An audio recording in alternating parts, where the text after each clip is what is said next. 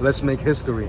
The first European to lay eyes on Astoria, Queens, before it was Astoria, Queens, was a Dutch explorer named Adrian Block in 1614. Later, when the English took control of New York, a gentleman named William Hallett is the one who's responsible for Astoria's original name, which was Hallett's Cove.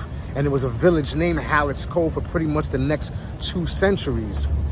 John Jacob Astor, who was a German immigrant, born and raised in Germany. His father was a butcher. He had a few brothers, migrated to London, then to New York City, where one of his brothers had already established their own butcher shop. He worked there for a while, then got involved in the fur trade and became one of the wealthiest men in the world during that period. John Jacob Astor had a mansion built on the Upper East Side, and his impact can still be felt today when you think of iconic places such as Astor Place, the Waldorf Astoria, and the neighborhood of Astoria, Queens. It was named after him. However, they changed the name to Astoria, hoping that he would invest in this now affluent neighborhood, because many wealthy people began to have homes built in Astoria. And he did invest, but minimally, and he actually never even set foot in Astoria, Queens, to the day he died in the 1840s.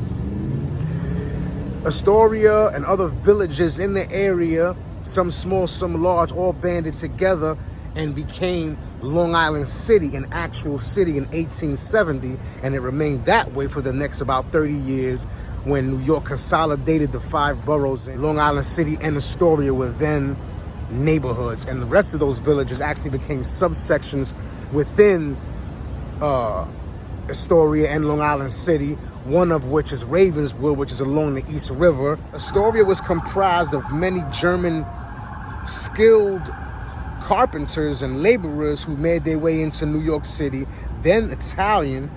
It was an Italian enclave. Then after World War II, the Greeks were the predominant ethnicity, and later down the line in the 1980s and 90s, South Americans, Arabs, Jews, etc.